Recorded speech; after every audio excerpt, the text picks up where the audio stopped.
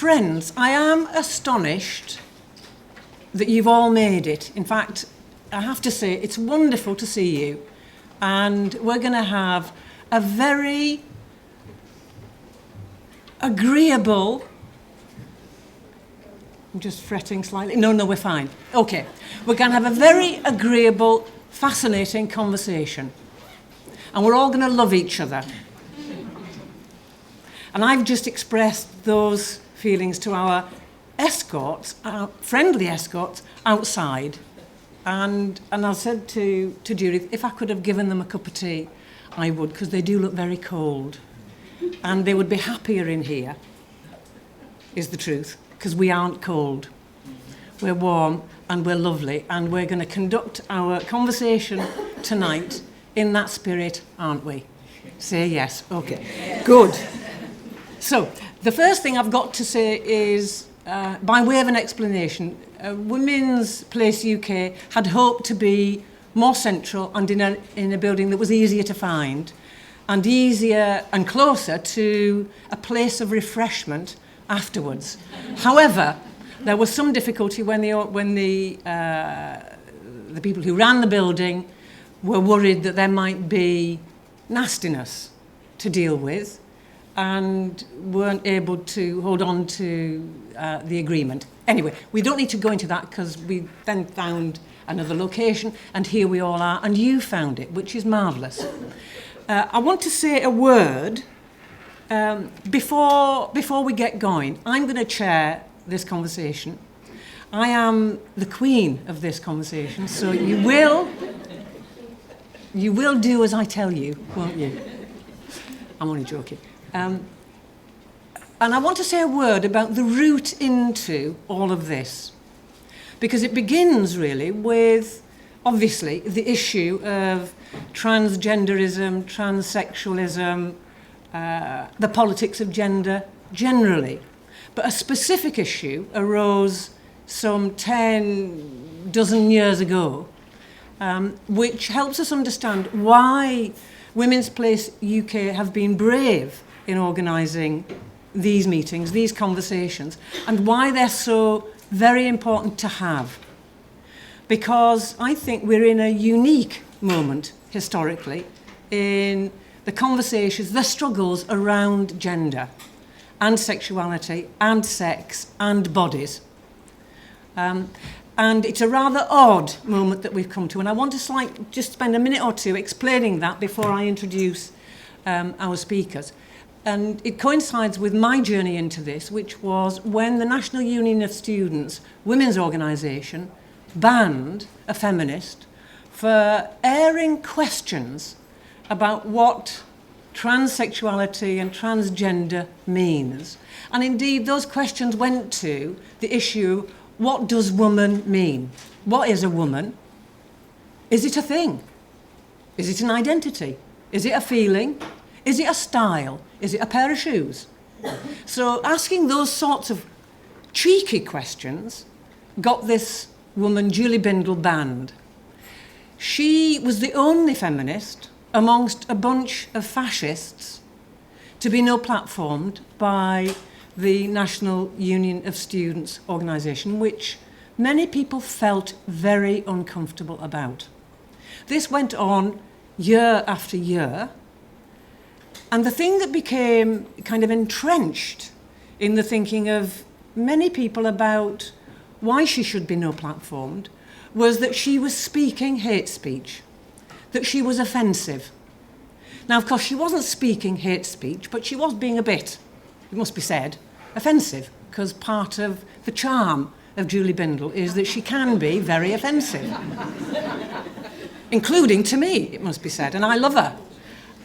And, you know, it's her job in a certain sense. Now, the important thing about being offensive is there is no human right to be not offended. You can offend as much as you like, as long as whatever you say is within the law. You're not advocating that people murder people.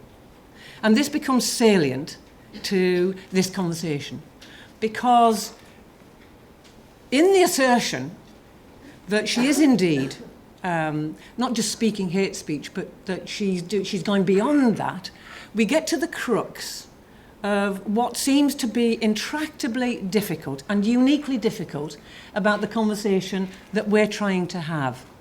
And it's this, and it follows, and it was expressed most articulately and exquisitely articulately by Professor Sara Ahmed in a response to a letter that a bunch of us wrote to the Observer at a point 2 or 3 years ago when there were pickets, when there were people who were being forced, for example, my colleague in the Green Party, I'm in the Green Party, and a philosopher who's quite a successful candidate in the Green Party did what his job is, which is to be a philosopher and think and ask himself questions and think challenging thoughts. And he was obliged to retract things that he'd never said about transgender issues, or be threatened with pickets or all sorts of dastardly things. People being picketed for speaking at universities, people being disinvited from universities. This became a common event. Very, very worrying to many feminists for whom, if you can't talk about gender, if gender is not the subject of our politics, then we don't have a politics as feminists. So, a number of us wrote a letter to the Observer advocating the right to our freedom of speech and for students to hear what people have to say about this stuff. That's all. That produced a counter letter, which of course is fair enough, and Professor Sara Ahmed was one of the signatories to this, and I want to read you what she said because it's terribly helpful. She said, "There cannot be a dialogue when some at the table are in effect or interest in arguing for the elimination of others at the table." And you might want to say, what? I don't want to eliminate anybody. I don't want to ban anybody. I don't want to no platform anybody. I don't want to block anybody off Twitter. I don't want to get anybody permanently blocked off Twitter. But I do want to have a debate.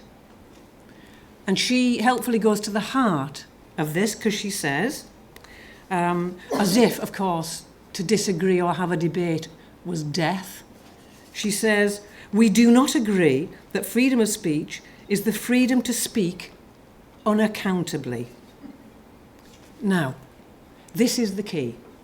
You are going to be able you will have the freedom to speak tonight accountably. All of these are going to speak accountably because you are going to hold them and me to account. If you no platform somebody, they're accountable to nobody.